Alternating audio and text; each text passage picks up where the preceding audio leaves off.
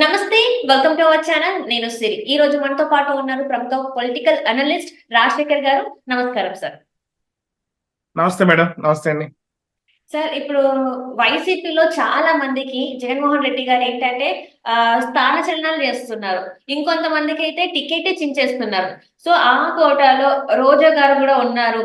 ఎందుకంటే ఒక సీనియర్ నేత పెద్దిరెడ్డి రామచంద్రారెడ్డి గారు తన మీద చాలా సీరియస్ గా ఉన్నారని కూడా ఒక న్యూస్ అయితే హల్చల్ అవుతుంది. అండ్ ఇందుకు గల కారణాలు కూడా ఉన్నాయి. ఏంటంటే నగరి చైర్మన్ కోసం, ఆ పదవి కోసం తన దగ్గర 10 లక్షల రూపాయలు తీసుకున్న అన్న ఆరోపణ కూడా ఒక ఆవిడ చేయడం జరిగింది. సో ఇందులో అసలు ఎంతవరకు వాస్తవం ఉంది సార్? ఏదైతే వైసీపీ ప్రభుత్వం అంటే వైసీపీ అధిష్టానం ఎమ్మెల్యేల ట్రాన్స్ఫర్లు, అలాగే సిట్టింగ్ ఎమ్మెల్యేలకి స్థానం లేకుండా కొత్త వాళ్ళని ఆ స్థానం నిలబెట్టడం, ఈ రకమైన ప్రక్రియ చేపట్టిందో, ఈ ప్రక్రియ స్థానికంగా వాళ్ళ పార్టీలోనే కొంచెం దుమారం రేపుతుంది. కొంత అసంతృప్తులు బయలుదేరారు. పార్టీ నుంచి రిజైన్ చేసి ఇప్పటికే 3 ఎమ్మెల్యేలు రిజైన్ చేసి బయటకు వెళ్ళడం, అలాగే 3 ఎంపీలు కూడా పార్టీకి రిజైన్, ఎంపీ పదవితో పాటు పార్టీ కూడా రిజైన్ చేయడం జరిగింది. అయినా కూడా అధిష్టానం ఎక్కడ కూడా వెనక తగ్గే పరిస్థితి కనపడుతుంది. 1, 2, 3, 4 జాబితాలు రెడీ చేయడం, మళ్ళీ ఇంకో 5వ జాబితా కూడా విడుదల చేయడానికి రెడీగా కసరత్తు స్టార్ట్ చేసిందని మన వార్తలు వస్తా ఉన్నాయి. ఈ దరిమిళాలోనే ఇప్పుడు మంత్రుల యొక్క పాత్ర ఏదైతే ఆల్రెడీ మనం జోగి రమేష్ గారు ఎంత జగన్మోహన్ రెడ్డి గారికి వీర విజయుడు జోగి రమేష్ గారు. అలాంటి జోగి రమేష్ గారికి స్థానభ్రంశం జరిగింది. ఆయన్ని మళ్ళీ ట్రాన్స్ఫర్ చేయడం, ఎక్కడి నుంచి పెనంలూరుకి ట్రాన్స్ఫర్ చేయడం జరిగింది. ఆ పెనంలూరులో మరి అక్కడ సురేష్ బాబు గారు నాకు స్థానిక నాయకుడు, ఎప్పటి నుంచో పార్టీ నమ్ముకుని ఉన్నాడు ఆయన, పడమటి సురేష్ బాబు గారు.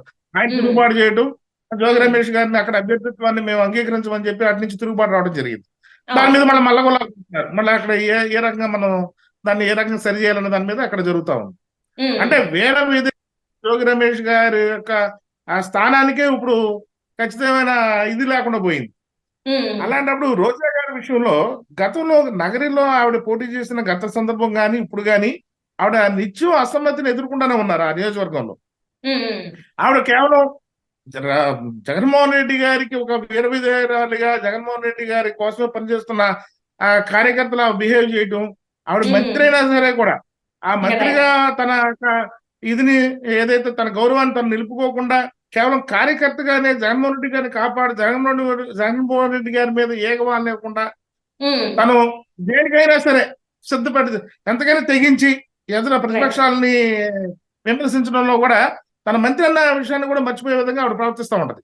ఆవిడ యొక్క భాష గాని, ఆవిడ యొక్క విమర్శించే తీరు గాని ఇవన్నీ కూడా ప్రజల నుంచి కూడా చాలా ఆవిడ మీద వ్యతిరేకత వచ్చింది. కానీ ఆల్రెడీ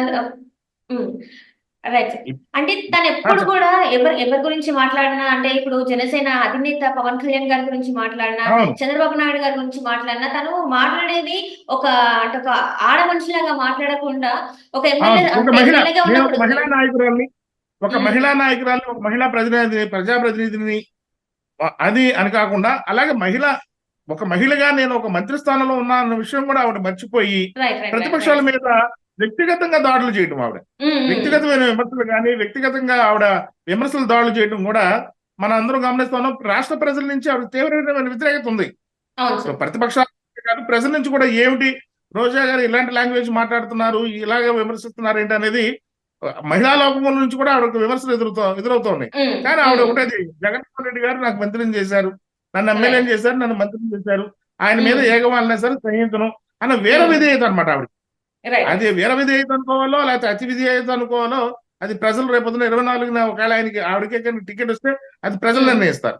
అక్కడ కాకపోతే ప్రజల నుంచే వ్యతిరేకత కాదు, ఆవిడ స్థానికంగా కూడా పార్టీలో తీవ్రమైన అసమ్మతి ఉంది ఆవిడ మీద.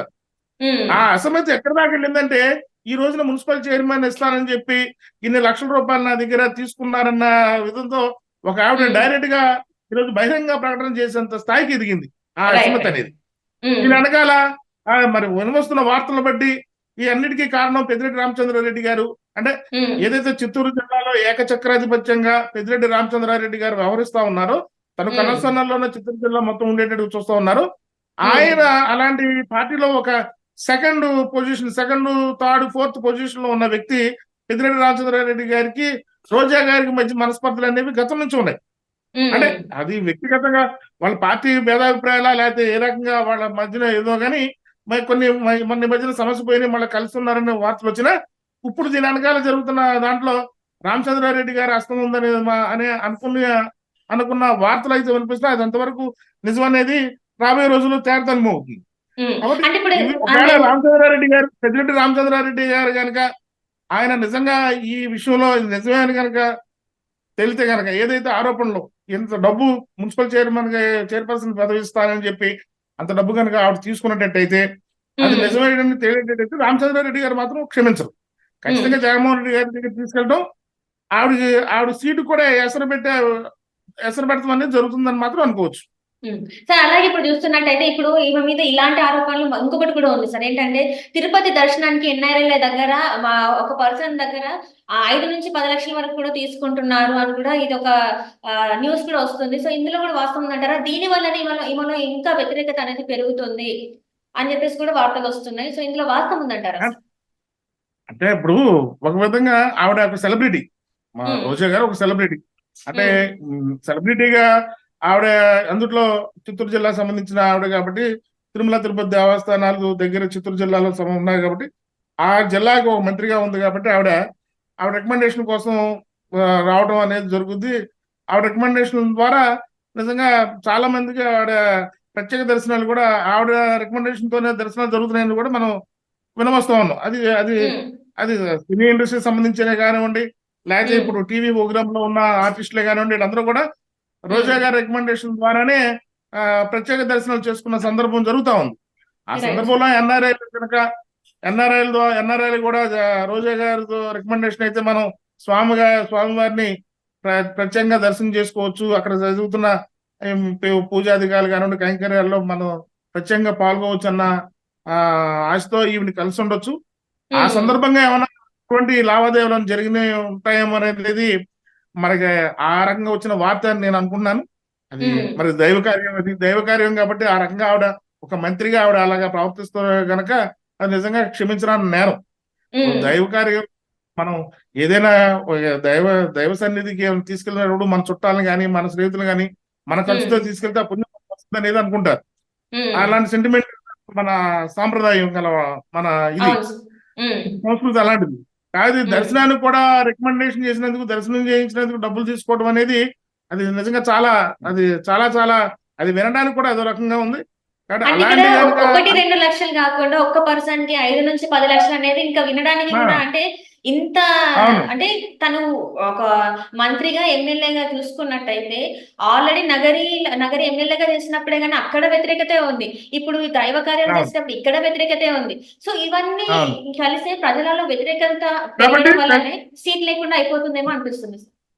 కాబట్టి సర్వేల ద్వారా లేకపోతే ఐపాక్ ఇచ్చిన నివేదికల ద్వారా ఎమ్మెల్యేలకి టికెట్లు నిరాకరించడం లేకపోతే ఉన్న స్థానం నుంచి వేరే చోటకి బదిలీలు చేయడం జరుగుతున్న ఈ సందర్భంలో మరి మంత్రి రోజా గారి మీద ఇంతటి వ్యతిరేకత అటు ప్రజల నుంచి కానివ్వండి స్థానిక పార్టీ నుంచి అంత వ్యతిరేకత ఉంది. మళ్ళా ఇలాంటి అభియోగాలు ఏదైతే మున్సిపల్ చైర్పర్సన్ కోసం ఇన్ని లక్షల రూపాయలు తీసుకున్నారో అలాగే ఆ స్వామివారి దర్శనం కోసం ఎన్ఆర్ఎల్ దగ్గర నుంచి ఇన్ని లక్షలు తీసుకున్నారన్న అభియోగాలు ఏదైతే ఉన్నాయో అవన్నీ కనుక నిజమే తెలిసినప్పుడు ఖచ్చితంగా ఆవిడకి నగరీ టికెట్ ఖచ్చితంగా తిరస్కరించబడుతుందని మనం అనుకోవాలి.